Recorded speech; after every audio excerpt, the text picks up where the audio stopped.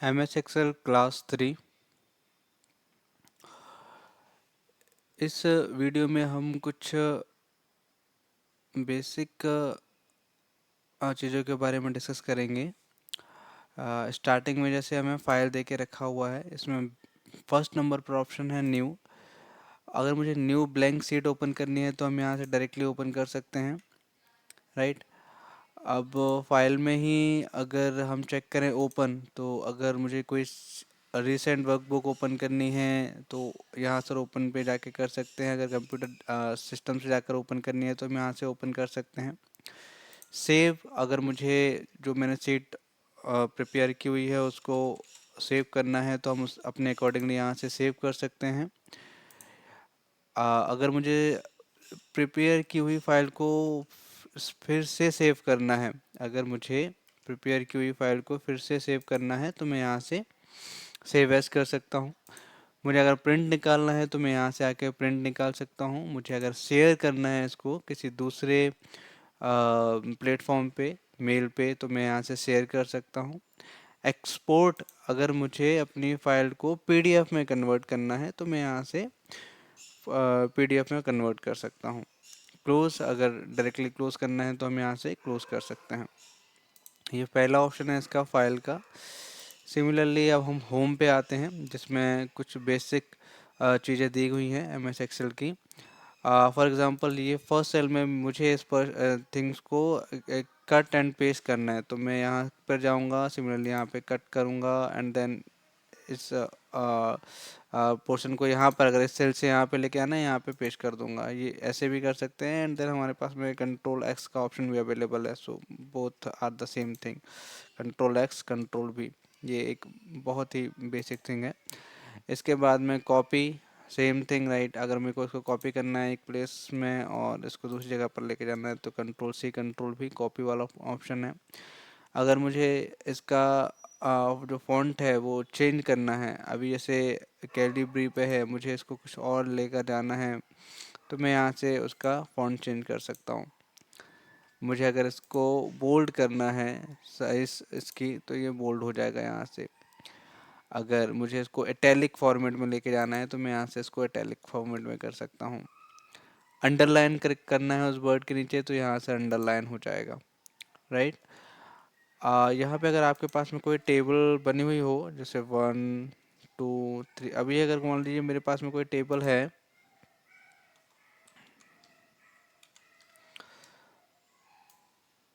आ, अब इसमें मुझे बाउंड्री लेकर आनी हुई तो हम यहाँ से बाउंड्री लेकर आ सकते हैं।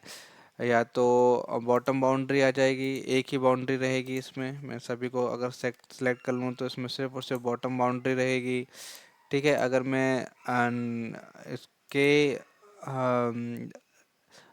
राइट साइड में वाटर बाउंड्री लेकर आना चाहता हूँ तो यहाँ से सिर्फ राइट साइड में बाउंड्री आ जाती है। जो भी हम बाउंड्री लेकर आना चाहते हैं हम यहाँ से बाउंड्री लेकर आ सकते हैं। यूजली अगर टेबुलर फॉर्मेट में करना है तो हम क्या करेंगे, इसको फर्स्ट से लेकर 13 18 तक सेलेक्ट करेंगे एंड देन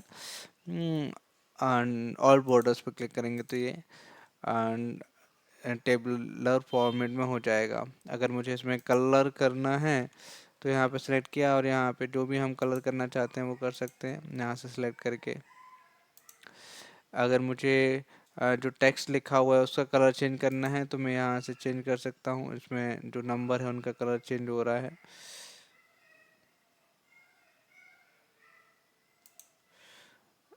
अगर मुझे इनका जो नंबरिंग की हुई है इनका साइज इंक्रीज करना है तो मैं यहाँ से इंक्रीज कर सकता हूँ। डिक्रीज करना है तो यहाँ से डिक्रीज भी कर सकता हूँ। इसके बाद में ये तो फॉन्ट का हो गया, राइट। अब यहाँ पे अलाइनमेंट का कुछ चीज़ें दे के रखी हुई हैं। फॉर एग्जांपल आपका कोई भी डेटा लिखा हुआ है यहाँ पे, ये A and then B and then C and then D. अब आपका ये डेटा लिखा हुआ है सपोज करिए।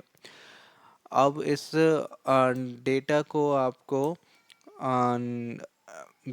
सभी अल्फ़ाबेट को आपको बीच में लेके आना है तो आप यहाँ से सेंटर कर सकते हैं तो ये सभी बीच में आ जाएगा। अगर आप चाहते हैं कि ये राइट से स्टार्ट हो, तो अगर आप इस पे राइट पे क्लिक करेंगे तो ये राइट से स्टार्ट होगा यहाँ से। ये देखो, ये लेफ्ट थिंग है, ये राइट थिंग है और ये सेंटर है। अगर आप चाहते हैं लेफ्ट से स्टार्ट हो तो ये लेफ्ट से स्टार्ट हो जाएगा। सेंटर में रखना चाहते हैं यहाँ से सेंटर हो जाएगा। अगर आप चाहते हैं, जैसे सपोज करिए मैं इस सेल को बड़ा कर देता हूँ। अगर आप चाहते हैं कि ये जो सेंटर है ये ऊपर हो जाए, तो आप इसको इसको दोनों को सेलेक्ट कर लीजिए, ए एंड बी को। इससे आपको समझ में आएगा। देखिए, ये ऊपर हो जाएगा और ये दोनों नीचे रहेंगे।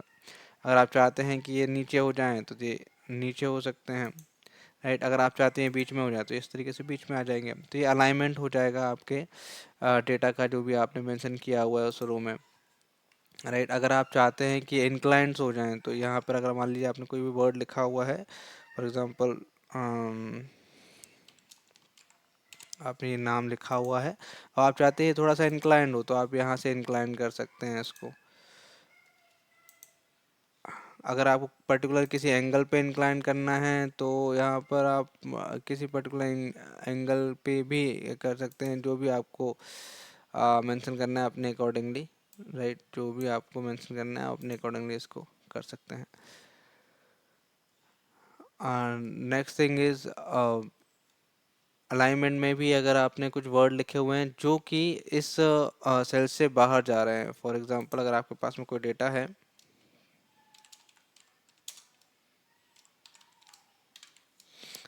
अब देखिए आपके पास में जो डेटा है, ये आपका जो नेम है ये इस सेल से बाहर जा रहा है। अगर आप चाहते हैं कि ये बाहर ना जाके तो यहाँ पर हम रैप टेक्स्ट पे क्लिक करेंगे, तो ये जो आपका टेक्स्ट है इस तरीके से वर्क करने लगेगा।